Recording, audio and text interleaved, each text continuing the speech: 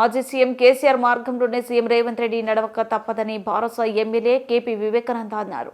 మేడ్చల్ షామీర్పేట వరకు మెట్రో మార్గం పొడిగిస్తూ సీఎం చేసిన ప్రకటనతో అది రుజువైందని వ్యాఖ్యానించారు. మెట్రో విషయంలోనే కాదని జలవనరుల విద్యుత్ శాఖలను కేసీఆర్ చూపిన మార్గంలో ముందుకు వెళ్లాల్సిందేనన్నారు.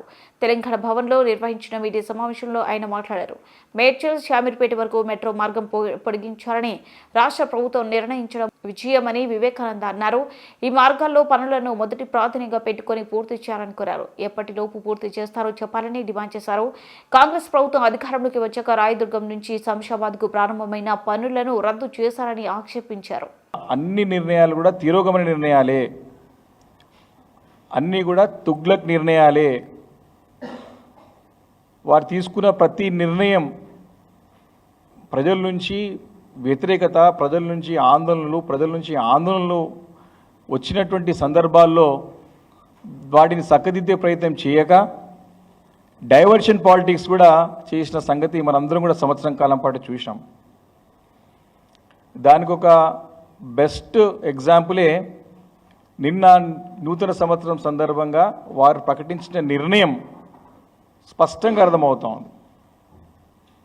ఎందుకు ఈ మాట చెప్తా ఉన్నానంటే, ఇదే మెట్రో రైల్ని మరి ఆ రోజు ప్రభుత్వం కేసీఆర్ గారు తీసుకున్న నిర్ణయమే మేడ్చల్ కానివ్వండి, షామీర్పేట కానివ్వండి, రింగ్ రోడ్ల చుట్టూ కానివ్వండి, రాయదుర్గం నుండి షామీర్పేట వరకు అయితే పనులు కూడా ప్రారంభమైనాయి. వీటన్నిటిని రద్దు చేస్తూ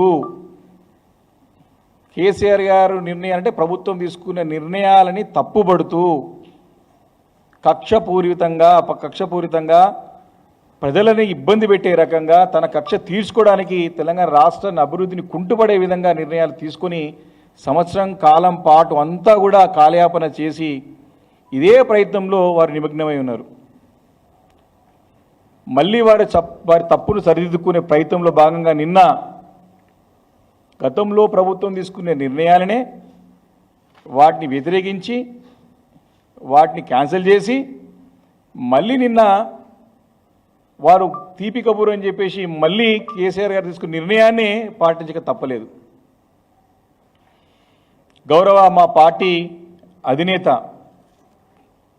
కేసీఆర్ గారు మరి ఆ రోజుల్లో తెలంగాణ రాష్ట్రాన్ని అంటే ఒక ఆత్మలాగా భావించి తెలంగాణ రాష్ట్రాన్ని మరి భవిష్యత్ తరాల వరకు బాగుండాలని చెప్పేసి ఒక రోడ్ మ్యాప్ని రాబోయే తరాల వారు ఎవరు ఇబ్బంది పడొద్దని చెప్పేసి అన్ని రంగాలలో మరి తీర్చిదిద్ది ఒక చక్కటి ఒక రోడ్ మ్యాప్ని మరి తయారు చేసి పెట్టి చక్కగా పనిచేసుకుంటూ పోయిన తరుణం అది.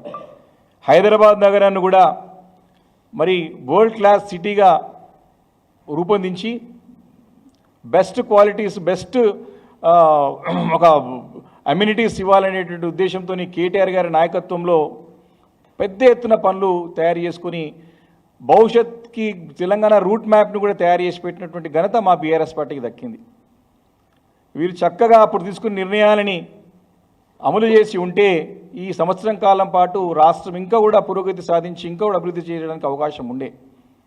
కానీ రేవంత్ రెడ్డి గారు కేవలం తనకు ఈగో ప్రాబ్లంతోని తన యొక్క సాడిస్టిక్ అండ్ ఈడియోటిక్ అప్రోచ్తోని ఈ రాష్ట్రాన్ని అధోగతిపాలు అభివృద్ధి కుంటిపడి రాష్ట్రానికి పెట్టుబడులు రాకుండా మరి ఆ నిర్ణయాలతో ఇవన్నీ కూడా ఇబ్బంది పడే పరిస్థితి రాష్ట్ర గత సంవత్సరం కాలం పాటు చూశాం.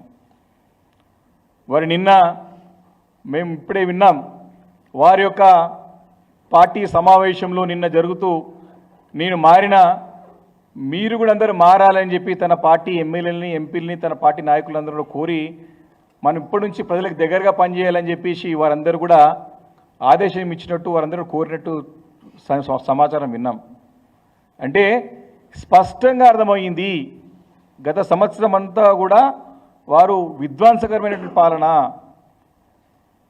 డిసెప్షన్ అంటే మోసపూరితమైనటువంటి పాలన, డైవర్షన్ పాలిటిక్స్ అన్నీ కూడా ఈ సంవత్సరం కాలం పాటు అంతా కూడా వారు కొనసాగించినటువంటి సంగతి స్పష్టంగా అర్థమైంది.